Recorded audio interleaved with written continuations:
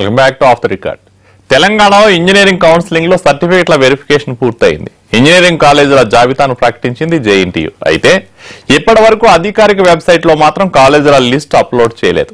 Web ఆప్షన్లు ఎంచుకునే విద్యార్థులకు కాలేజీల జాబితా ఎంతో కీలకం. ఫలానా కాలేజీలను ప్రకటించిన అధికారులు వెబ్సైట్ లో జాబితాను ఎందుకు అప్లోడ్ చేయట్లేదు? తెర వెనుక ఏం జరుగుతోంది?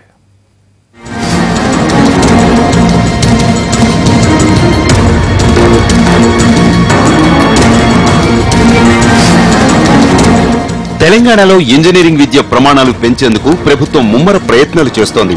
గతేడాది సౌకర్యాలు లేవన్న కారణంతో 165 కాలేజీల అనుమతుల్ని సర్కారు రద్దు చేసింది.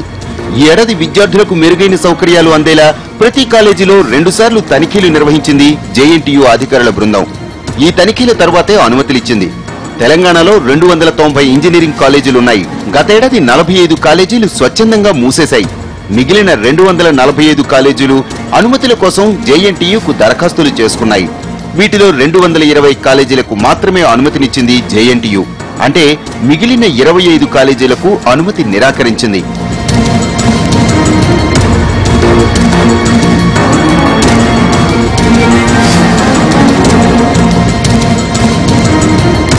ఎంసెట్ కౌన్సిలింగ్ లో భాగంగా ఇప్పటికే సర్టిఫికేట్ల వెరిఫికేషన్ పూర్తయింది.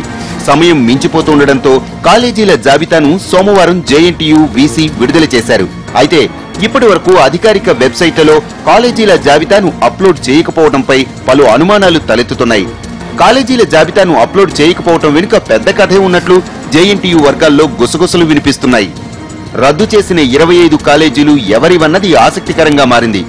ఇప్పుడే జాబితాను వెబ్సైట్లో పెడితే అనుమతులు రాని కాలేజీల యాజమాన్యాలు కోర్టుకు వెళ్లే అవకాశం ఉందని జేఎన్టీయూ అధికారులు భావిస్తున్నారట.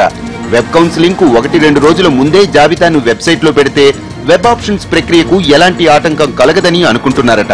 రద్దయిన 25 కాలేజీల్లో రాజకీయ నేతలవి ఉంటే తమకు ఇప్పటి నుంచే తలనొప్పులు ఉండే అవకాశం ఉందని జేఎన్టీయూ అధికారులు భావిస్తున్నట్టు తెలుస్తోంది. కాబట్టి వెబ్ ఆప్షన్స్ కు 1-2 రోజుల ముందే అప్లోడ్ చేయటం మంచిదని అనుకుంటున్నారట.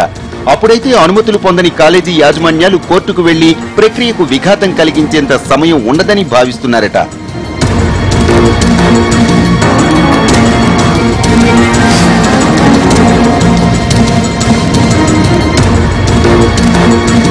సైట్లో జాబితా అప్లోడ్ ఆలస్యానికి మరో కారణం కూడా ఉన్నట్లు తెలుస్తోంది. అనుమతులిచ్చిన 220 కాలేజీల్లో సీట్ల కోత భారీగా విధించారట. రాష్ట్రంలోని టాప్ కాలేజీల్లో సైతం కొన్ని ఇంజనీరింగ్ బ్రాంచీలను రద్దు చేశారని సమాచారం. గతంలో ఒక్కో కాలేజీలో 1000 సీట్ల వరకు వివిధ బ్రాంచీల్లో ఉండేవి. ఇప్పుడు సీట్ల కోతతో కేవలం 200 నుంచి 300 వరకే పరిమితం చేయనున్నారని తెలుస్తోంది. అందుకే ఇప్పుడే జాబితా ప్రకటిస్తే టాప్ కాలేజీల నుంచి చిక్కులు తప్పవని అధికారులు ఆలోచిస్తున్నారట. వీటన్నింటినీ అధిగమించాలంటే వెబ్ ఆప్షన్ల ఎంపికకు ముందే అప్లోడ్ చేస్తేనే తమకు తలనొప్పులు ఉండవని భావిస్తున్నారట. జేఎన్టీయూ ముందు జాగ్రత్త ఎలా ఉన్నా వెబ్సైట్లో జాబితా కనిపించకపోవడంతో విద్యార్థులు వారి తల్లిదండ్రులు టెన్షన్ పడుతున్నారు. ఇది వాల్ట్ ఆఫ్ ది రికార్డ్. నమస్తే.